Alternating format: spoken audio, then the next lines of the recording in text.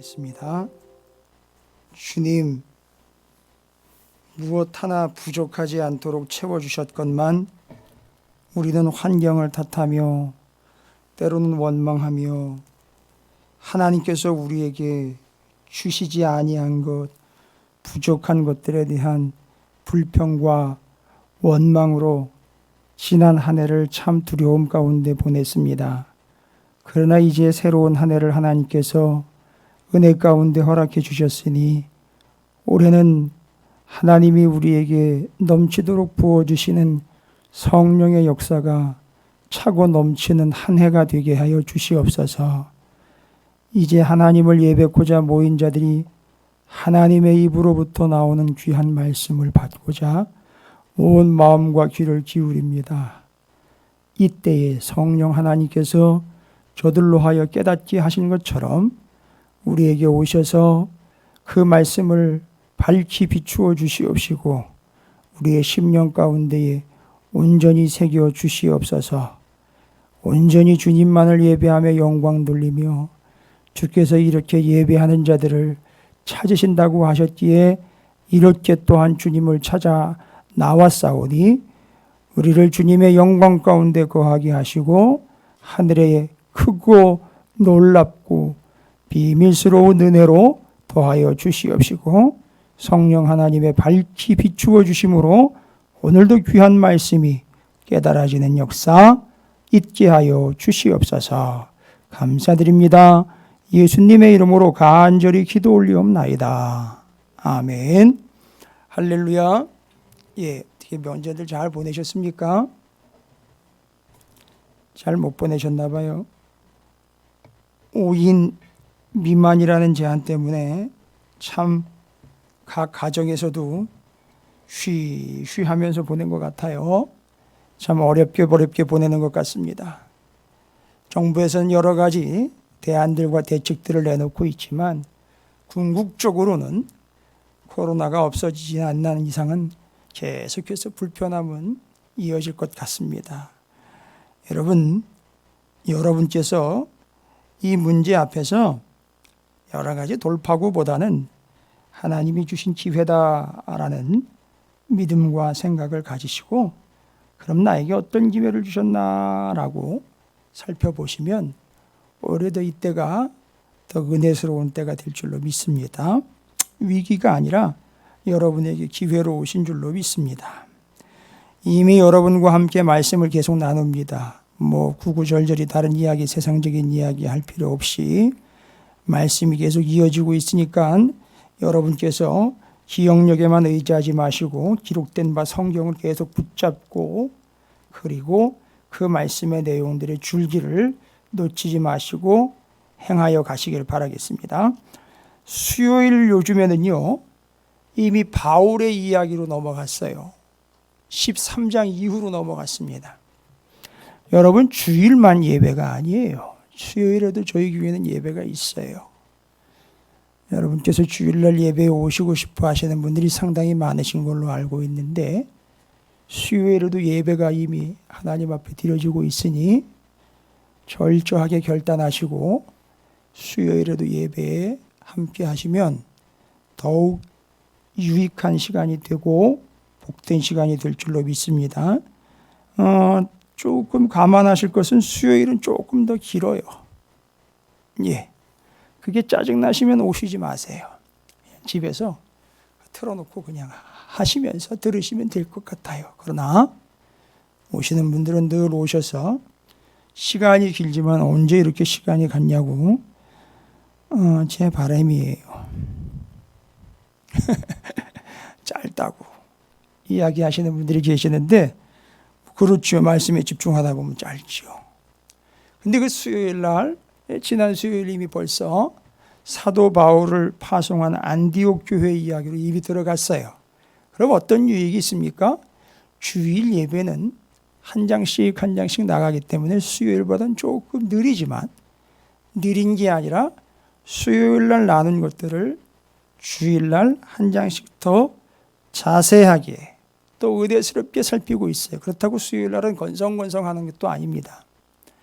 이렇게 지금 말씀이 아주 체계적으로 타이트하게 진행되고 있으니까 아마 이번 기회에 여러분께서 작정만 하시면 성령 하나님께서 도와주셔서 말씀의 아주 깊은 은혜들을 만끽할 수 있을 거라고 저는 확신합니다.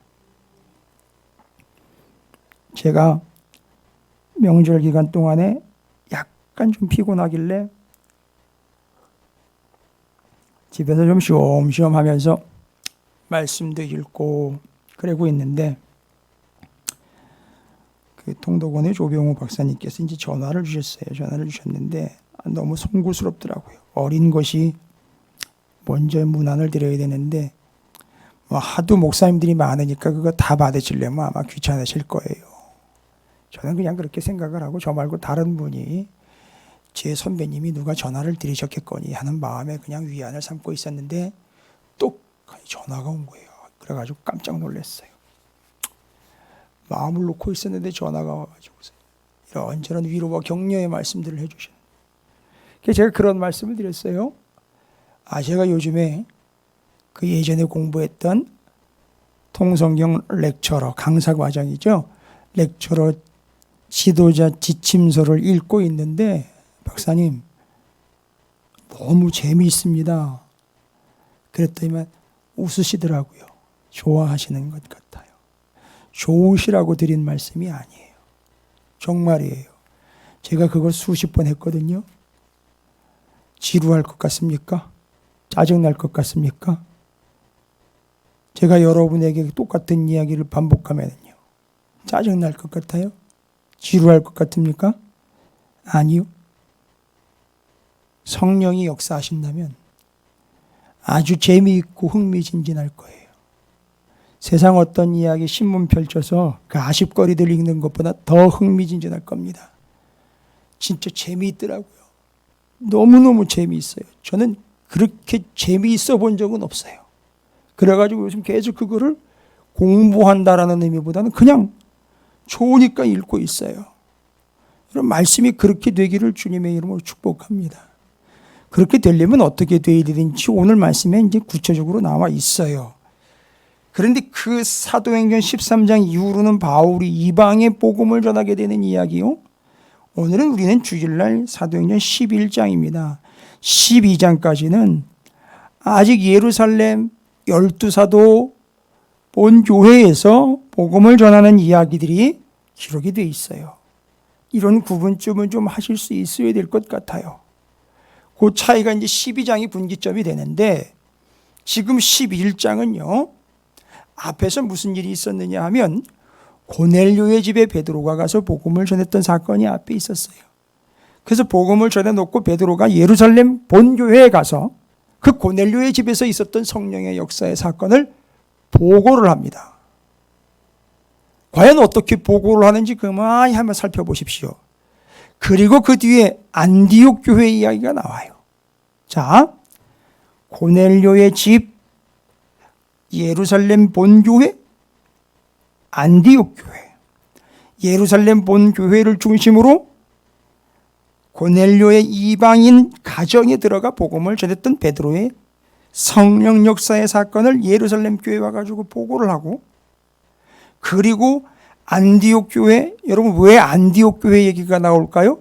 앞으로 13장 이후로는 안디옥 교회에서 바울과 바나바를 선교사로 파송해서 예루살렘에만 복음을 전하지 않고 이방 땅에 가서 복음을 전하는 이야기가 나올 거기 때문에 그래요. 그래서 이제 눈치 있게 성경을 읽고 재미있게 읽고 잘 읽다 보면 이런 이야기들이 연결이 됩니다. 그 베드로가 가가지고 고넬료의 지방이 이방인의 집이에요. 율법에 의하면 그건 범죄예요. 그런데 하나님이 가라 그러셨어요. 가서 복음을 전합니다. 그 고넬료의 집에서 놀라운 성령의 역사가 나타납니다. 그걸 보고합니다. 그리고 이방 땅인 안디옥에도 교회가 생겨요. 그럼 잘 보십시오. 고넬료의 집입니다. 그리고 수리아의 안디옥에 교회가 생겼다 그랬는데 이건 뭘 이야기하려고 하는 거냐? 성경을 전체적으로 보는 거를 제가 말씀을 드릴게요. 맞아요. 고넬료의 집에 가서 복음을 전했더니만 고넬료의 집안 사람들이 전부 다 은혜를 받고 성령을 받고 세례를 받아가지고 뭐가 되었습니까? 이방인이 아니라 그리스도인이 되었어요. 그러면 그 집안 사람들은 딱 그리스도인이고 그 집은 뭐가 되는 거예요? 교회가 되는 거예요. 좀 눈치껏 따라오십시오. 13장 이후로 바울이 복음 전하는 거 보세요. 교회가 지어진데 선교헌금 모아가지고 갔다가 건물 진대 가가지고 복음 전하는 게 한 군데도 안 나와요. 심지어 어떨 때나마나 빌립보 같은 경우 기도할 장소조차 없어가지고 강가에 가가지고 막 기도하고 그랬었어요. 그런데 13장 이후로 보시면 바울이 어떻게 복음을 전하냐? 집집이 찾아다니면서 복음을 전해요. 그랬더니 어떤 역사가 되는지 아십니까? 집집이 찾아다니면서 복음을 전했더니 그 집이 교회가 됐다라는 거예요. 이게 어떻게 구분이 되느냐? 그냥 이름만 간판만 걸어놓으면 교회가 되는 게 아니에요. 처음 제1호 원족교회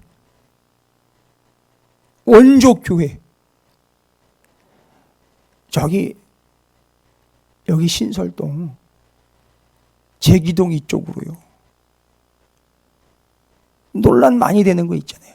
설렁탕의 원조가 어디냐, 곰탕의 원조가 어디냐, 이런 거 논란이 많잖아요. 그런데 원족교회는 논란거리가 없죠. 어디예요? 넘버원 교회, 1번 교회요. 어딥니까? 여러분, 교회이면서 이런 걸 또 대답을 못하면 창피한 거예요. 1호 교회가 어디예요? 교회요. 1호 교회, 1호. 제일 처음으로 교회가 세워진대. 마가의 다락방이에요. 왜 어려워요? 아유, 제가 송구스럽네요. 그 1호 교회요. 원조 교회.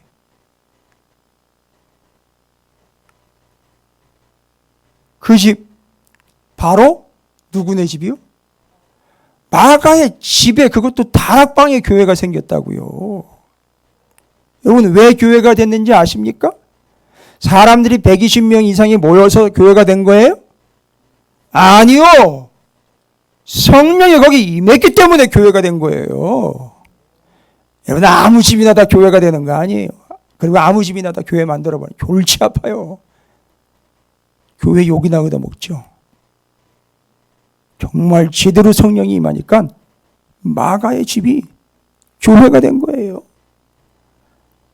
그러니까 제가 드리려고 하는 얘기는 뭐예요? 고넬료의 집이 교회가 됐단 말이에요. 여러분, 축복 받으실 만한 분들만 받으시길 바랍니다. 여러분의 집이 교회가 되기를, 여러분의 사업장이 교회가 되기를 주님의 이름으로 축복합니다. 근데요, 여러분이 아멘을 아무리 10번, 수십 번, 수백 번, 골백 번을 해도 그런다고 교회가 되지는 않습니다. 성령이 임해야 돼요. 그걸 보고했단 말이에요. 예루살렘 교회 가가지고 이방인의 집에도 성령이 임하더라. 와, 그런 일이 있었어? 와, 어떻게 성령이 역사하더냐? 이제부터 보고가 되는 거예요. 그래서 그 집에 가기 전에 하나님하고 이제 한참 실갱이를 벌였잖아요. 그죠? 아예 안 가요. 나는 더러운 거는 손도 안 대고 입에도 안 댔었어요. 야, 내가 깨끗하다고 얘기한 걸 건방지게 네가 판단하지 말아라. 1절부터 10절까지 그 집에 가기 전에 있었던 일이죠. 환상 중에 고넬료에게, 환상 중에 베드로에게, 그리고 베드로에게 고넬료가 사람 둘을 보내가지고 베드로를 모셔와서 복음을 전하게 되는 이야기까지 하나님께서 뭔 얘기를 하셨느냐? 가라, 그 집에 가라. 근데 베드로가요, 아니요, 나는 이방인의 그 더러운 집에 가지 않습니다. 더러운 것, 구분된 것 나는 구별하여 먹지, 아무거나 주워 먹지 않습니다. 아니, 내가 깨끗하다고 한 것을 네가 감히 더럽다라고 얘기하지 말아라. 뭡니까? 뭘 얘기하려고 하는 겁니까? 예, 하나님은 이미 고넬료와 그의 집을 보고 판단을 내리셨어요. 더러운 이방인들이 아니라 어떤 사람들이다? 뭐 해야 할 사람들이다?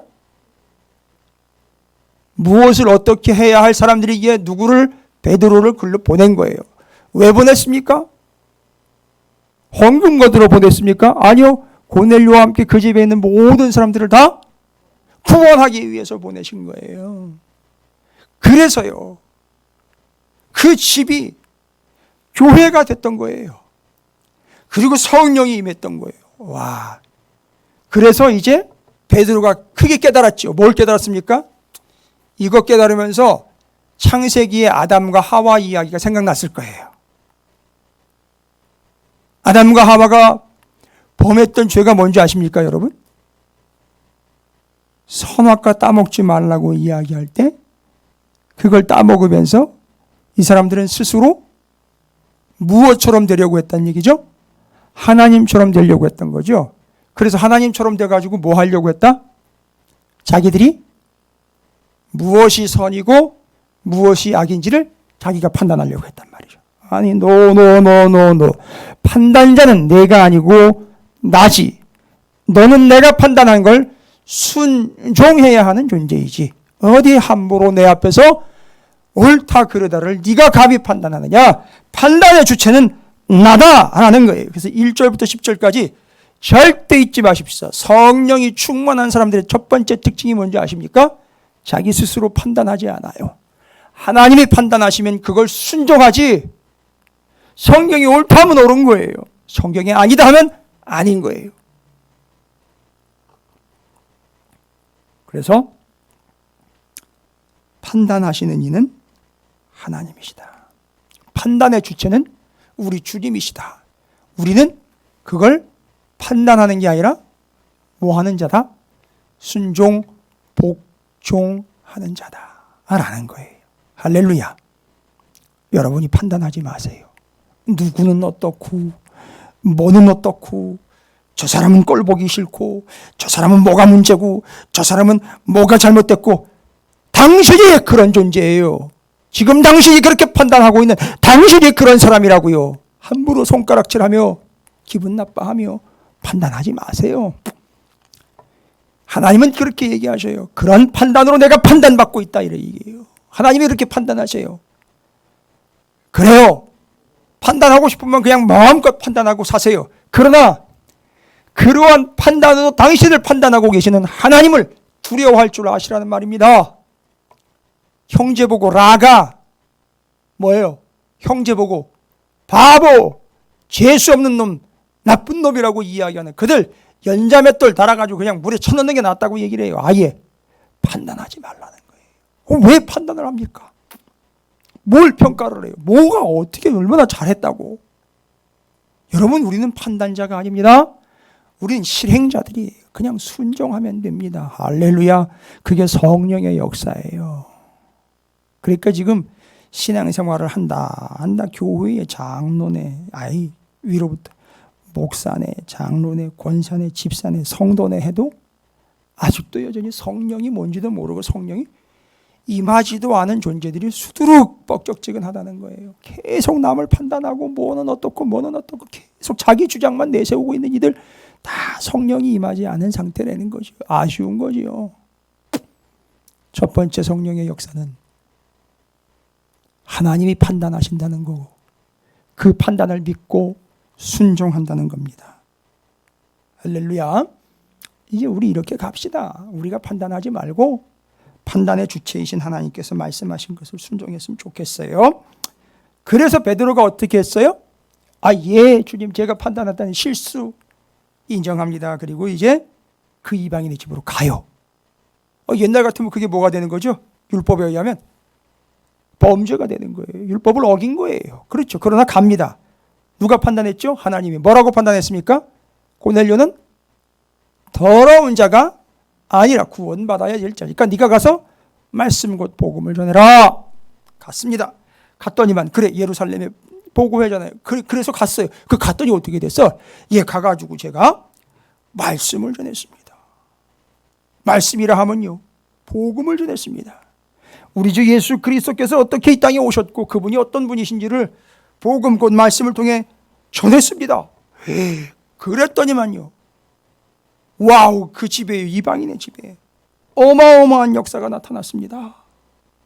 이들이요, 그 말씀을 받을 때 성령이 역사해가지고 놀라운 하나님의 은혜가 그 집에 임했습니다. 11장 14절을 한번 보겠습니다.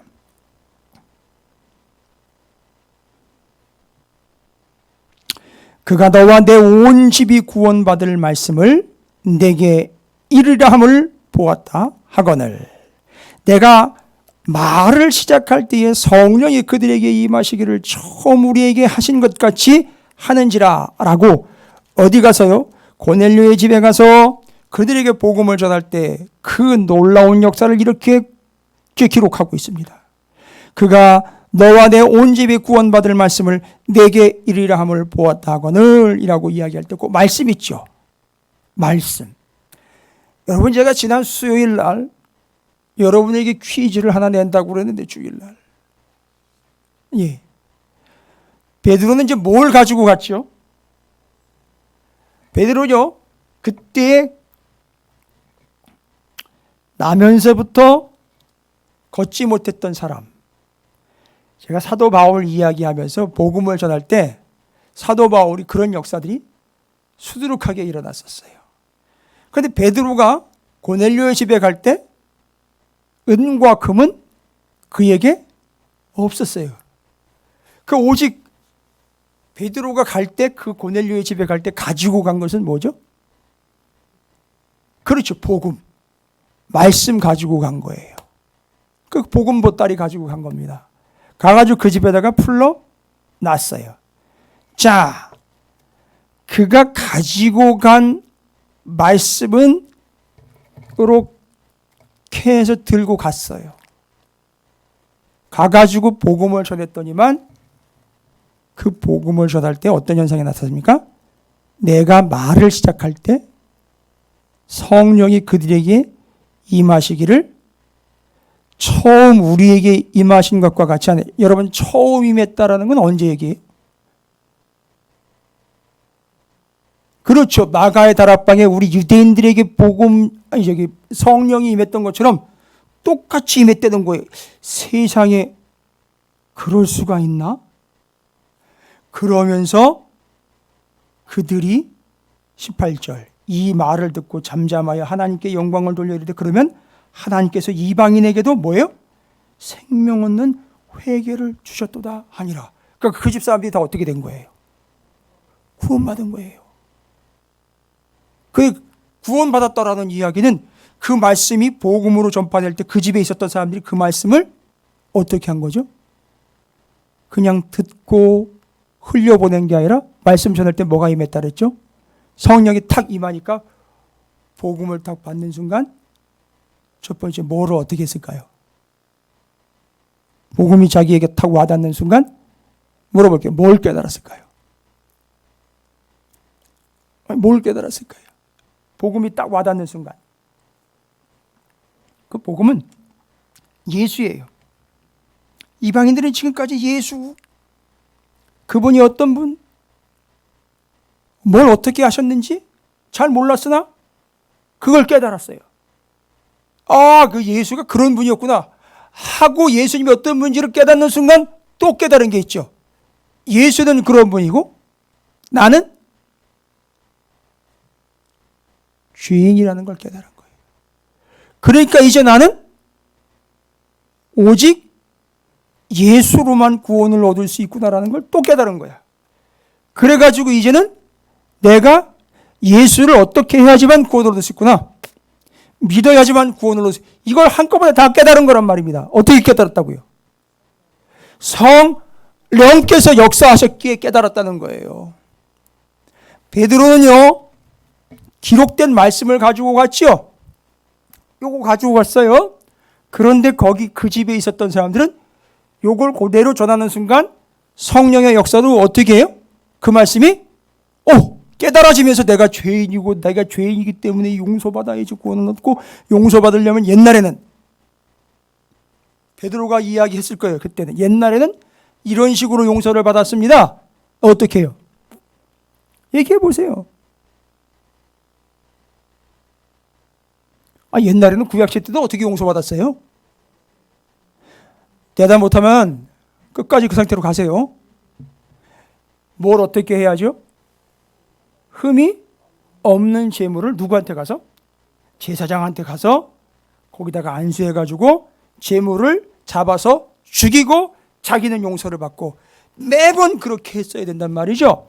그런데 주님이 오시고 난 다음에는 한 번에 그냥 예수님이 희생양이 돼가지고 어린 양이 돼서 하나님의 어린 양이 모든 사람들의 죄를 다 짊어지고 돌아가심으로 이제 내가 그 사실 그 예수 그리스도를 어떻게 함으로? 믿음으로 이제 나는 용서 안 받고 구원을 얻게 됐다는 걸 깨달아 알게 됐단 말입니다. 근데 이걸 그냥 저절로 깨달아 하는 게 아니되려는 거예요. 그 순간 누가 역사하니까? 성령이 역사하니까 그걸 이 사람들이 깨닫게 됐다는 거예요. 그러니까 방법은 다른 방법 없어요. 여러분 성령이 늘 역사하게 되려면 여러분은 늘 뭘 어떻게 해야 된다는 얘기입니까? 말씀을요 계속 붙잡고 있어야 돼요. 그래야 거기 성령이 역사하시는 거예요. 뭐 이상한 현상들로 이해를 해가지고 자꾸 어디 동굴 찾아가야지만 성령이 왜 자꾸 성령을 동굴로 몰아요? 여기도 계시고 이미 우리 마음에 계시고요. 어디든 계시는데 왜 자꾸 동굴로만 몰고 가는지 모르겠어. 아니요. 말씀이 임하는 순간 그들에게 성령이 동시에 임했어요. 깨닫게 됐어요. 놀라운 사실이죠. 그런데 그 말씀에 분명히 차이가 있어요. 그냥 들고 간 말씀과 성령이 깨달아 알게 한 말씀. 이 차이에 대해서 제가 한번 여쭤본다고 수요일 날 질문했었는데 누가 이게 대답을 할 분이 지금 여기 계시나요? 로고스와 레마의 말씀. 그리고 권사님 한번 설명을 한번 해보시겠어요? 예. 자, 우리가 이렇게 볼 수 있는 기록되어 있는 사실 그대로의 말씀 그거를 로고스라 하고 그 말씀이 전해졌을 때 깨달음이 오는 말씀, 그 깨달음은 레마의 말씀이라고 했는데 왜 로고스가 레마가 되는지 그렇죠. 성령이 임하여 깨닫게 해주셨기 때문에 그게 레마의 말씀, 내가 은혜 받은 말씀이다라고 그러는 거예요. 정확하게 정답 맞추셨어요. 지금 선물 드릴게요. 이따가 권사님 선물 받으러 오세요. 안 주면 선물 주세요라고 소리를 지르세요. 자, 이 차이를 제가 왜 말씀을 드리느냐? 바로 성령이 하시는 일, 역사. 하나님의 판단자가 되셔서 그 판단에 순종하는 실천자가 되는 바로 고넬료의 집, 교회의 역사, 성령 충만한 자들의 역사에 대해서 얘기했고요. 하나님의 말씀을 복음을 전했더니만 그 집에 성령이 임하여 어떻게 됐다? 그 성령이 그들로 하여 복음을 깨닫고 예수를 믿게 했다. 할렐루야. 그런데 17절을 보겠습니다. 그런즉 하나님이 우리가 주 예수 그리스도를 믿을 때에 주신 것과 같은 뭘 줬대요? 선물을 줬대요. 여러분, 우리가 믿을 때 주셨던 그 마가의 다락방에서 기다렸다가 임했던 성령을 받을 때처럼 고넬료의 집에도 성령이 임했는데 그걸 뭘로 주셨대요? 그 주신 것과 같은 선물을 그들에게도 주셨대요. 선물이요. 그러면요, 그때 뭐가 임했는데요? 성령이 임했는데 그 성령을 뭐라고 표현한 겁니까? 와우. 성령이 뭐예요? 선물이에요. 야, 이거 이제 이해하시면 돼요. 선물은요, 받는 사람 마음이에요. 주는 사람 마음이에요. 주는 사람 마음이에요. 그 주는 사람 마음대로 주고 싶으면 주고 아니면 아닌 거예요. 그렇죠? 왜 나한테 선물 안 줘요? 그랬죠? 그게 너랑 무슨 상관이냐? 이렇게 돼버리는 거잖아요. 그죠? 내가 주고 싶으면 주는 거고 말면 많은 거지 네가 왜 그걸 따지냐? 이렇게 되는 거잖아요. 그게 바로 은혜잖아요. 그러니까 성령은 곧 우리에게 선물이요, 은혜입니다. 그래서 그 성령이 우리에게 임하여 그 말씀을 깨닫게 합니다. 그러니까 고넬료의 집에서 무슨 일이 있었느냐? 순종의 역사가 있었어요. 말씀을 전할 때 성령이 충만히 임하는 역사가 있었어요. 그리고 그 성령을 하나님은 선물로 주셨어요. 여러분, 선물은요, 어떤 마음으로 줘요? 왜 설 명절 때 이거 선물 좀 주고받고 우리 하잖아요. 어떤 마음으로 주고받고 하십니까? 짜증이 그냥 잔뜩 내면서 인상 잔뜩 찌푸리면서 그렇게 선물합니까? 아니죠. 너무너무 기쁘고 좋은 마음으로 상대방을 배려하는 마음으로 선물을 주시죠. 와, 주님이 우리에게 성령을 그렇게 주신다는, 그러니까 선물 자체도 소중하지만 누가요? 선물을 받는 그가 너무너무 소중하게 선물을 그에게 주는 거예요. 그러니까 우리는 하나님에게 어떤 존재다? 너무너무 귀한 존재예요. 그럼 이렇게 설명을 하면 설명이 쉬울 것 같아요. 하나님이 우리에게 성령을 선물로 주셨지만 하나님에게 우리는 어떤 존재다? 귀하다? 제가 설명드리는 말로 뭐와 같은 존재다? 하나님께 우리는 하나님께 돌아와 구원을 얻은 존재가 된 교회와 성도들은 하나님께 어떤 존재? 뭐와 같은 존재다? 지금 제가 설명했잖아요. 하나님은 우리에게 성령을 선물로 주셨죠? 선물 받으면 여러분 기분 어때요? 좋지요. 여러분이 선부여 의지 없어서 하면서 주께로 돌아올 때 주님은요, 너무너무 기뻐하시겠죠? 그럼 우리가 주님께 뭐와 같은 존재가 되는 거예요? 선물 같은 존재가 되는 거 아니에요. 그럼 뭐예요? 서로 소중한 존재라는 것이죠. 할렐루야. 그래서 이제 선물이라는 말이 드디어 등장합니다. 오늘 말씀 제목이 뭐라고요? 종합 선물 세트예요. 왜 종합 선물 세트인지 이제 나중에 설명드릴 거예요. 그러니까 여러분 보시면 고넬료의 집에 이야 놀라운 역사, 말씀, 성령, 선물, 순종 하나가 더 있어요.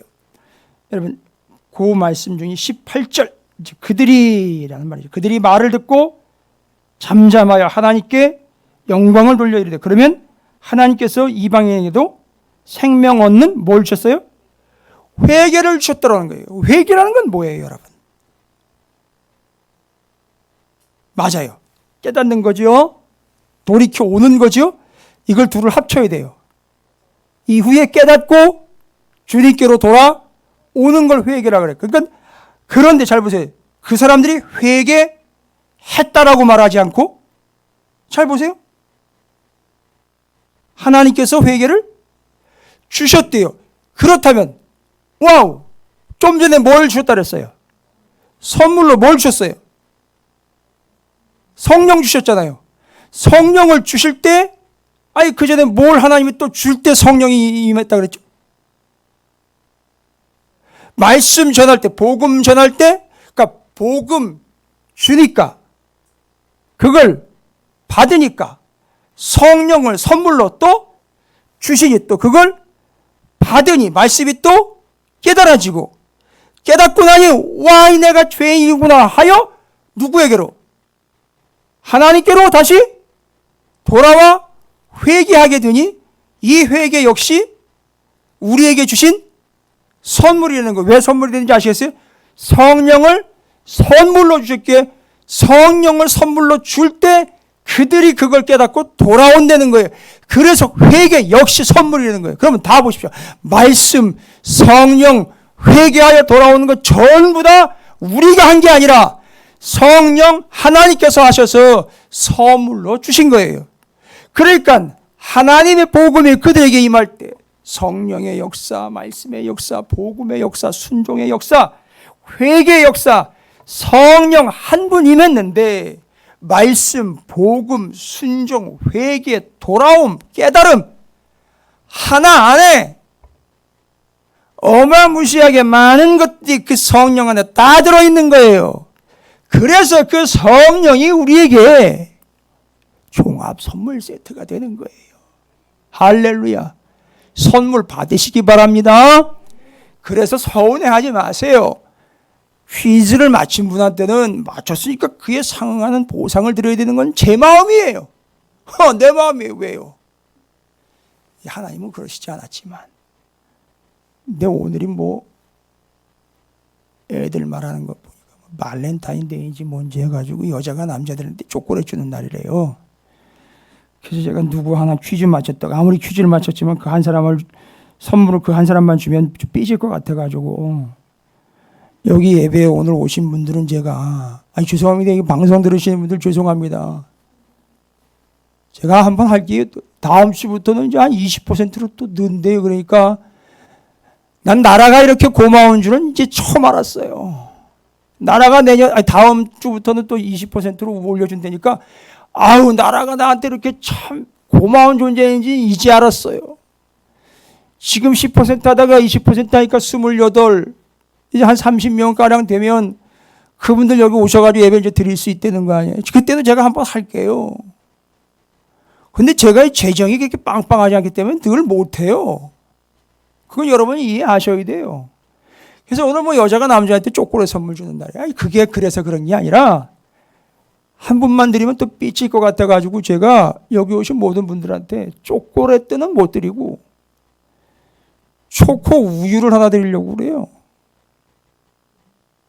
초코 우유인지 초코 음료인지 그 맛있는 거라 그러더라고요. 그래서 그거를 주문을 해가지고 20%로 늘기 전에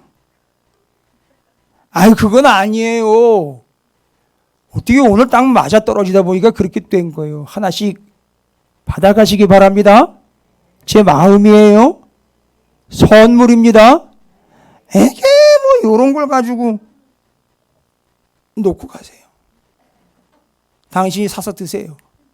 선물이라 그랬잖아요. 선물은 작고 큰 걸 따지는 게 아닙니다. 주고받는 사람의 관계를 따지는 겁니다. 할렐루야. 우리는 어떤 관계예요? 선물 주고받는 관계잖아요. 그죠? 하나님은 우리에게 뭘로 주셨다? 성령을 선물로 주셨는데 성령이 임하는 순간 말씀, 회개, 역사. 성령의 9가지 열매 있잖아요. 그거 선물이에요. 방언도 터지잖아요. 선물이라고요. 그러니까 그거는 우리가 그 관계에서 하나님과의 관계니까 성령 한 분이 했는데 이렇게 무지막지한 것들이 다 우리에게로 넘쳐납니다. 그래서 성령은 종합 선물 세트예요. 할렐루야. 이거를 보고 했더니만 예루살렘 교회가 벌컥 뒤집혔어요. 그리고 고넬료의 집에 임했던 이런 역사가 그러니까 유대 땅 안에 있었던 이방인의 집이잖아요. 근데 이제는 아예 이방 땅에 이런 역사가 생겨요. 그걸 예로 들은 게 안디옥 교회 얘기예요. 이제 이 11장 구조가 이해가 되시죠? 고넬료의 집에 임했던 성령의 역사를 예루살렘 교회에 보고하면서 이런 역사가 이제 이방 땅에 직접 교회가 세워지는 이야기로 예를 딱 들어보는 게 안디옥 교회예요. 성령의 역사, 제가 이제 지금까지 설명드린 거 이해가 되시죠?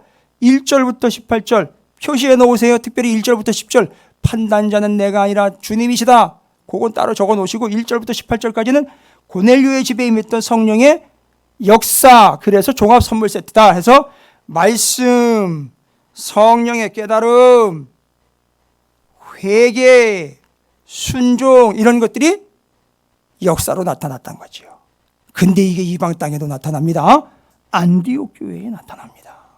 그게 바로 이제 19절부터 30절까지잖아요. 그죠? 그러면 19절부터 30절까지 어떤 역사가 나타났는지 가만히 보세요. 고넬료의 집에 나타났던 역사랑 결코 다르지 않다는 거예요. 21절 보겠습니다.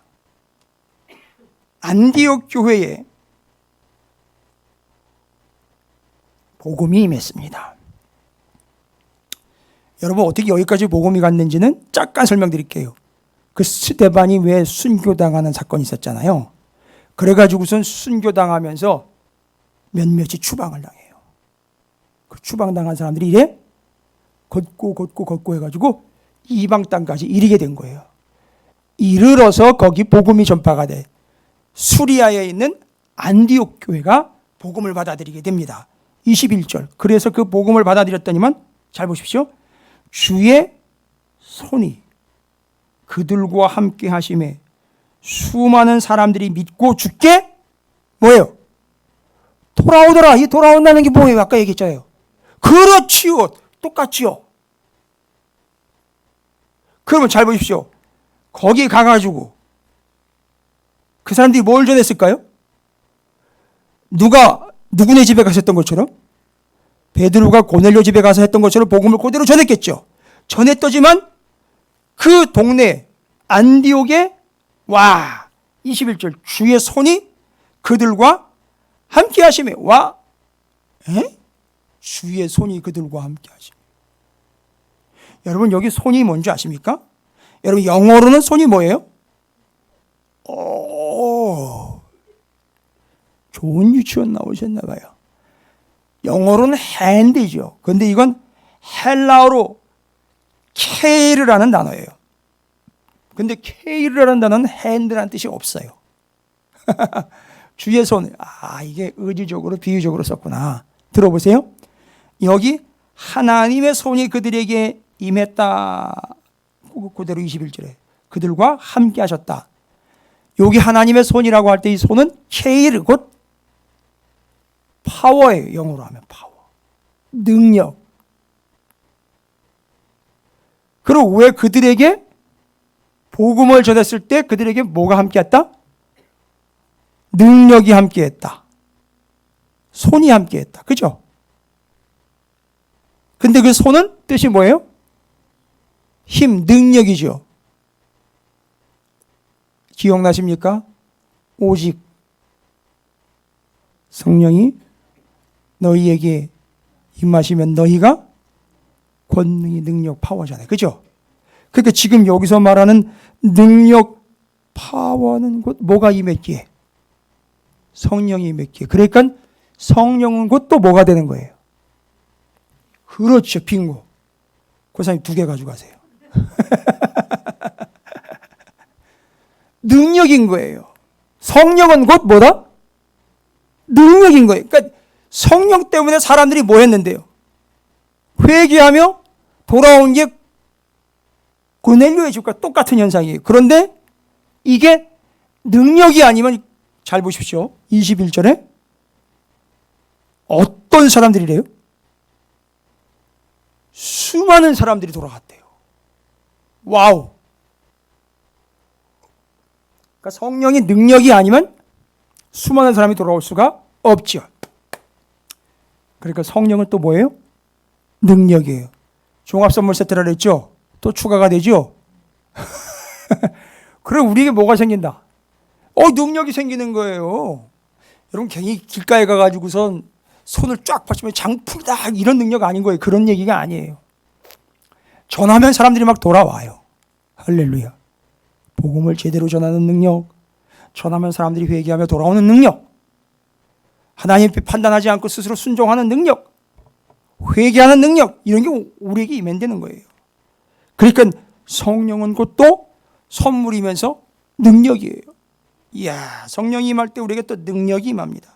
주의 손이라니까, 능력이. 여러분 또 이런 비유는 어떨까요?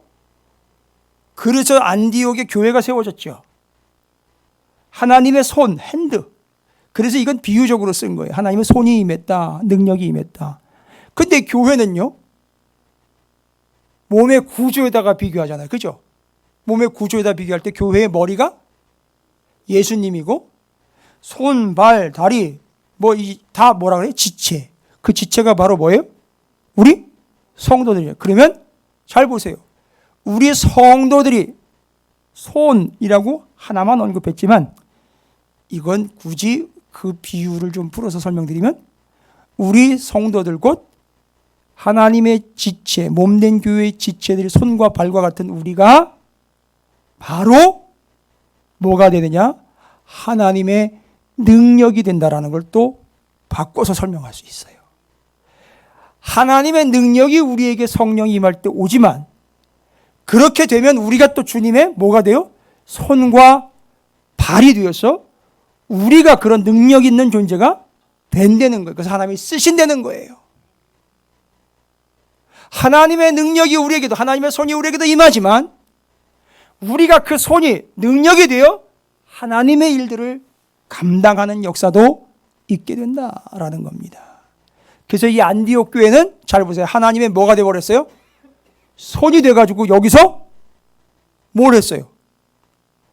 바울과 바나바를 이방 땅에 선교사로 파송을 하면서 쭉쭉 뻗어나갔단 말이에요. 마치 뭐를 쭉쭉 뻗듯이 팔을 뻗듯이 손을 내밀듯이 그렇게 복음이 전파가 됐단 말이에요. 그래서 안디옥 교회 그가 바로 하나님의 손과 같은 존재가 되었다.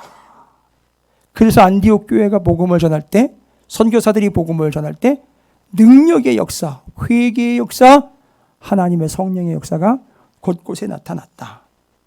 와, 돌아오는 역사, 수없이 많은 역사. 그 다음에 손이 임하여 하나님의 손이 되는 역사. 여러분, 제가 지금 손이 무진장 아파요. 그 약을 먹고 있는데 이 약이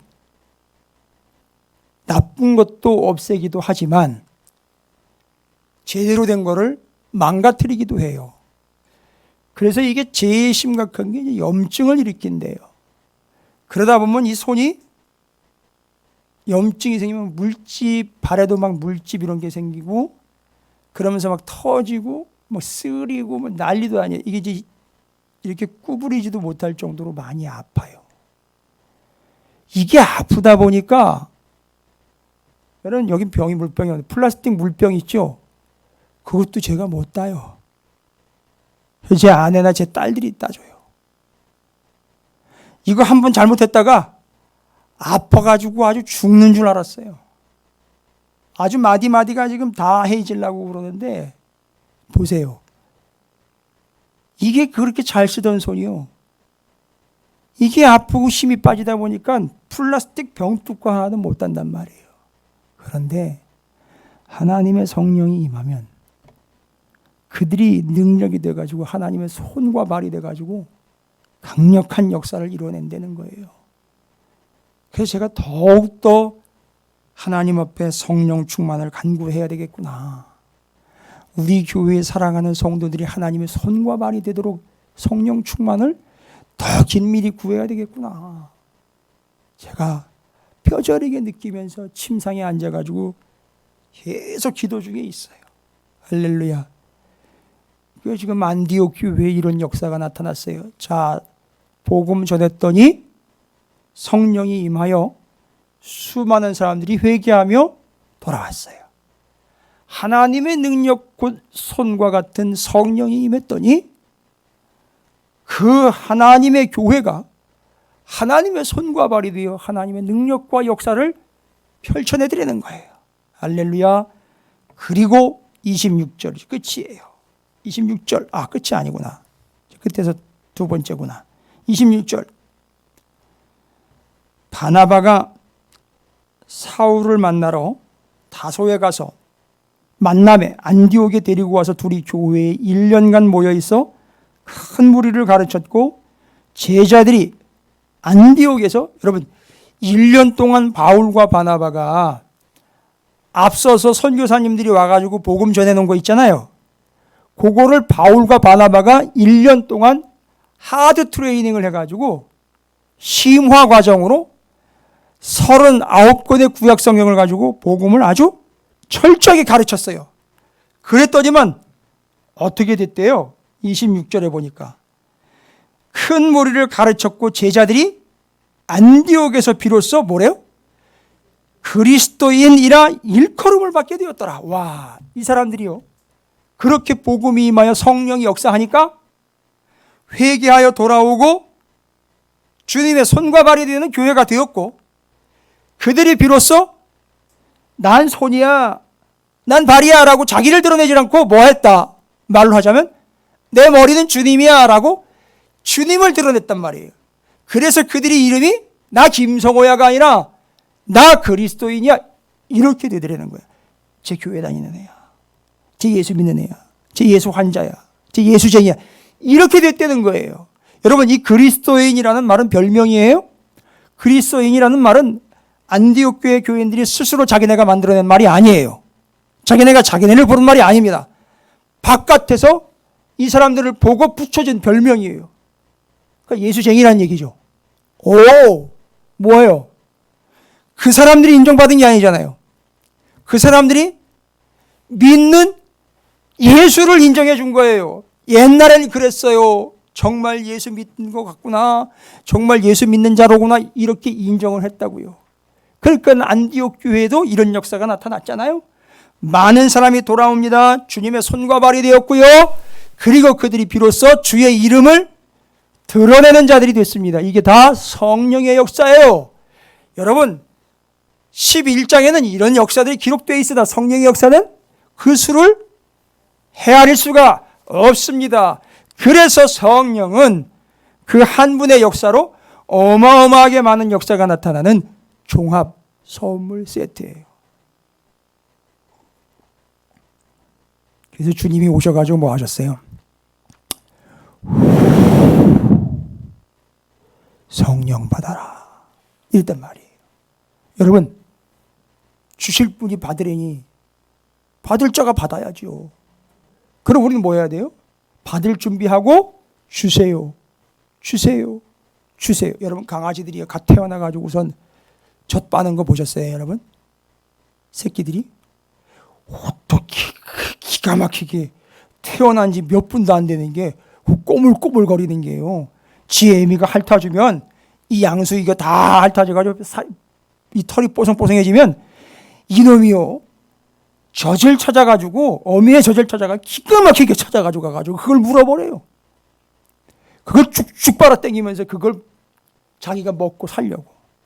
여러분, 그와 같이 우리가 성령을 사모하는 자들이 돼야 돼요. 그리고 성령을 구하며 성령이 임하게 되는 역사를 통해서 정말이지 헤아릴 수 없는 수많은 은혜와 역사와 능력을 종합 선물 세트인 성령을 통해 경험하시게 되시기를 바랍니다. 이제 정리합니다. 끝으로 이 사람들이 안디옥 교회 성령이 임하여 교회가 되고 난 다음에 어마무시한 일을 하나 합니다. 29절입니다. 제자들이 각각 그 힘대로 유대에 사는 형제들에게, 유대에 사는 형제면 어느 교회죠? 예루살렘 교회죠. 거기에 뭐예요? 부조를 보냈대요. 여기 4번 밑에 보면 봉사다라는 말을 했는데, 성경을 연구하는 분들이 이야기할 때 구제 헌금이라고 설명을 해요.